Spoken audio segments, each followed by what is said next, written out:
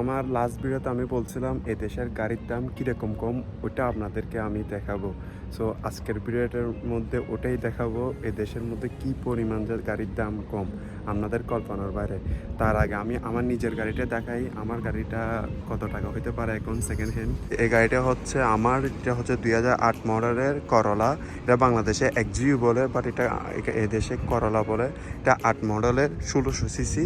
এটা এখানে second hand পড়বে মেবি 15,000 থেকে 16,000 রিয়াল। হ্যাঁ, ওটা যদি বাংলায় কনভার্ট করি তাহলে 4.5 লাখ থেকে 5 লাখ টাকা।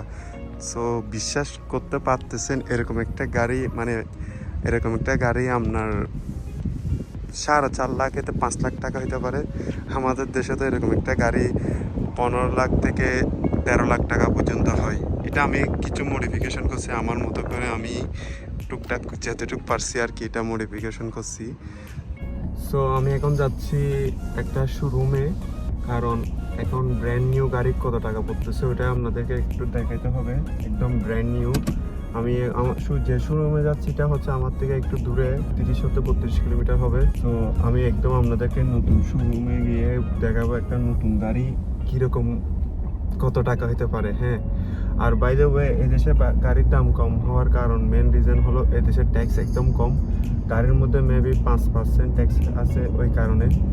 সো ওই কারণে দেশে গাড়িও বেশি, একদম যারা একদম অল্প টাকাতেই গাড়ি পাওয়া যায়, যেটা বাংলাদেশে মানে এদেশে 1 রিয়াল সমান বাংলাদেশে 30 টাকা।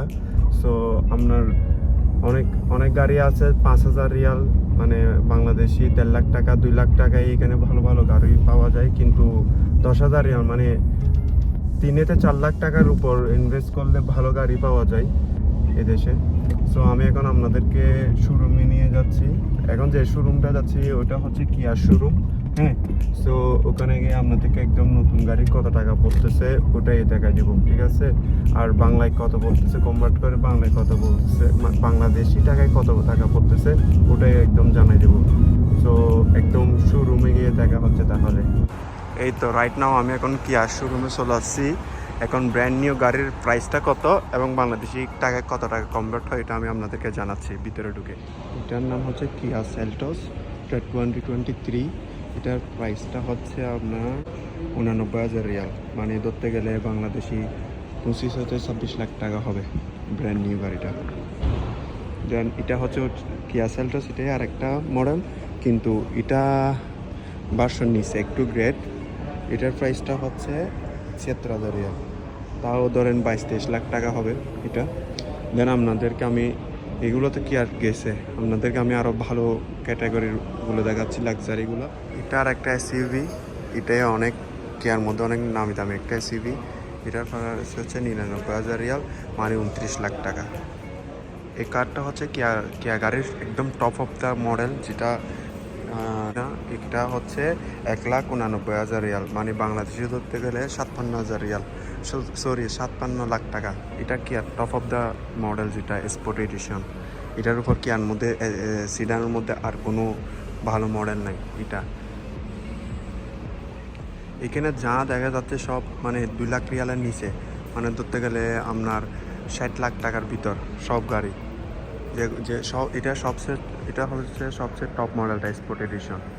এখন চিন্তা করে দেখেন এরকম একটা এসইউভি, এটা একদম সব টপ ক্লাস, এটার দাম হচ্ছে 89,000 রিয়াল, মানে বাংলাদেশি 26 লাখ টাকা। এরকম একটা আপনারা কমেন্ট করে জানায় এরকম একটা এসইউভি বাংলাদেশে কত টাকা হতে পারে। সো আশা করে আপনাদেরকে নতুন গাড়ির রেটও জানাই দিছি। আপনারা জানাইতে না পারলেও অ্যাটলিস্ট আপনাদেরকে ভিডিওর মধ্যে দেখাই দিছি কত টাকা করে ওরা সেল করতেছে। সো এটাই ছিল আমার এই জিনিসটা অনেক ইন্টারেস্টিং জিনিস লাগছে, তাই আমি ভাবলাম আপনাদেরকে একটু শেয়ার করি। আমাদের দেশেও না এরকম যদি গাড়ির দাম কম হতো তাহলে কি না হতো, প্রতিটি ঘরে একটা একটা করে গাড়ি থাকতো। তো আমার ভিডিওটা এই পর্যন্তই ছিল, নেক্সট কোনো ভিডিওতে দেখা হবে। আপনারা ততদিন সবাই ভালো থাকবেন, সুস্থ থাকবেন। আল্লাহ হাফেজ।